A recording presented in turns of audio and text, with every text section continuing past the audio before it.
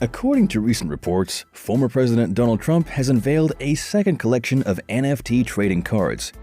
Trump cited the success of the first series as the reason for this move. It's worth noting that the previous launch was met with ridicule as the cards featured unoriginal and strange imagery of the former president, including images of him dressed as a cowboy and an astronaut.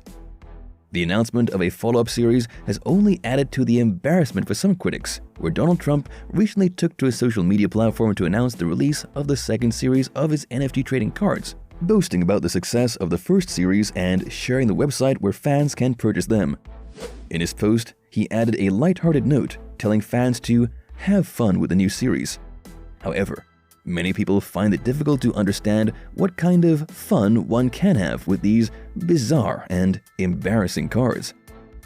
The post included an image of Trump that did not accurately depict his current weight and refers to him as the president, despite the fact that he is no longer in office. My official Trump digital trading cards are $99, which doesn't sound like very much for what you're getting. Buy one and you will join a very exclusive community. It's my community.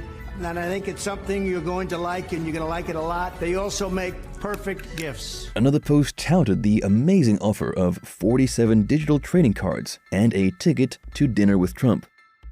Once again, it's worth noting that Donald Trump is not currently the president. He is promoting his digital trading cards, which are being sold on his website.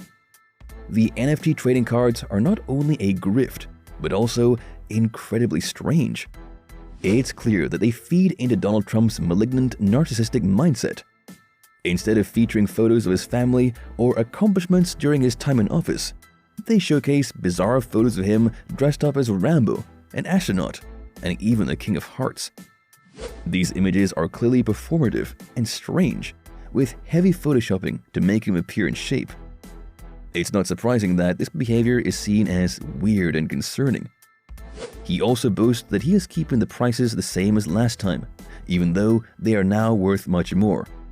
He claims that he is doing this for his fans and supporters, so that they can make money and have fun. However, he adds that he will not be given any nice guy credit for this decision. The whole situation is quite bizarre and raises many questions, noting that the first series of the NFT trading cards was also criticized for using stolen art and strange photos of Trump dressed in various costumes. Let me remind you of Donald Trump's financial filings with the Federal Election Commission. If you want to see how the trading cards are actually doing, take a look at line 25, where it's CIC Digital LLC, the company selling the trading cards. This is a company that he created and owns. The Donald J. Trump Revocable Trust owns 100% of this company. The entire valuation of CIC Digital, which sells these trading cards, is between $500,000 and $1 million. It's not an insignificant amount of money, but for someone who pretends to be a billionaire, why would you be doing this if you were actually a billionaire? It's another strange move from Trump. Here's why. Maybe if I go to the schedule of liabilities in Trump's financial statement where it talks about his debt, you can see the loans that he has. He's got about $200 million in debt. If you look at this carefully, you can see that he's paid off a number of loans from Deutsche Bank and others. But then he basically just took out a new loan or two from Axis Bank for about $100 million. This is over $50 million, given in ranges. So at the low end, the loan is for $50 million, but it could be significantly higher. He's also got a number of other outstanding loans. Also, we cannot forget about the tax evasion he's been playing at for more than 2 decades. The disclosure uncovered a range of issues plaguing the properties, including financial difficulties, significant write-offs, an ongoing audit dispute, and the looming prospect of hundreds of millions of dollars in debt that will soon need to be paid. During the year he won the presidency, Donald J. Trump only paid $750 in federal income taxes. In the first year of his presidency, he paid the same amount.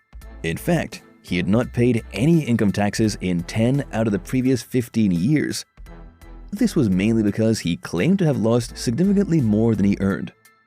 Throughout his nearly 4 years in office, and in his widely publicized decades in the public eye, journalists, prosecutors, opposition politicians, and conspiracy theorists attempted to uncover the mysteries surrounding Donald Trump's finances with limited success. The filings that have been made public will inevitably leave many questions unanswered and many questionnaires unsatisfied.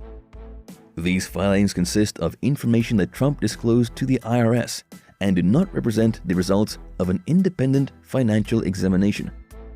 They reveal that Trump owns assets valued at hundreds of millions of dollars, but they do not provide a complete picture of his true wealth.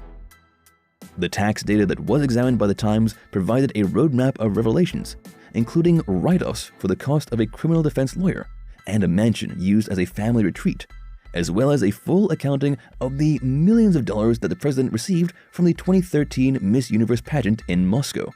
Together with related financial documents and legal filings, the records offer the most detailed look yet inside the president's business empire.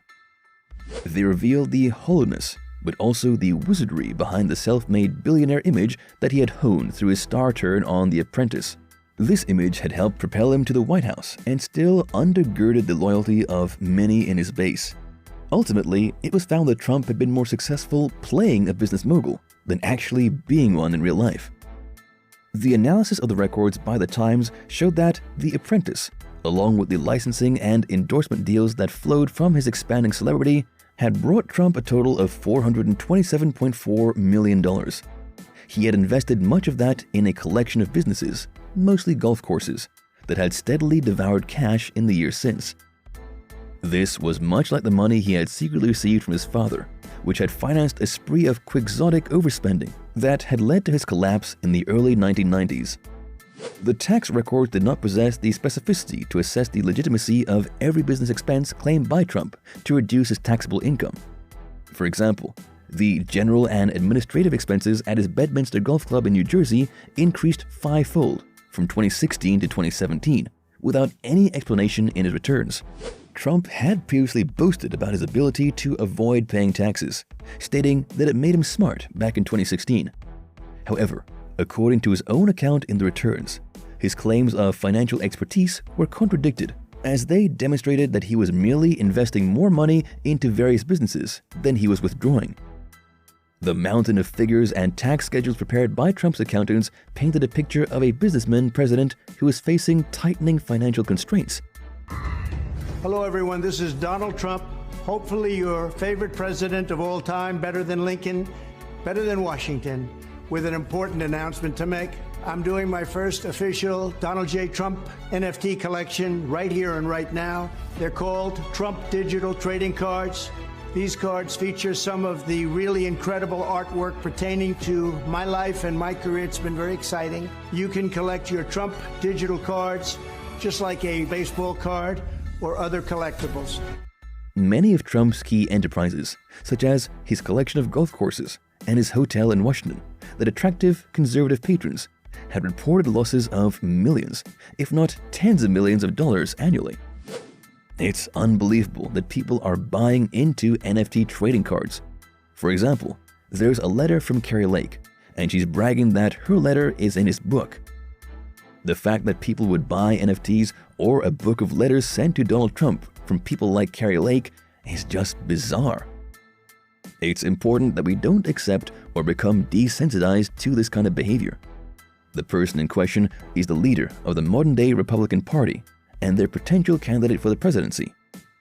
He may hold the power to make critical decisions that could affect the lives of you, your loved ones, and countless others. The notion that Trump could be granted such responsibility after so many reveals is troubling and represents a profound betrayal of our country. We must remain vigilant and actively resist any attempts to enable this individual to have access to such power. That's all we have for you today from the Trump world. Hit the like button and let us know in the comments section your thoughts on the topic. Also, please share this video and subscribe to our channel if you'd like to get more news like this in the future.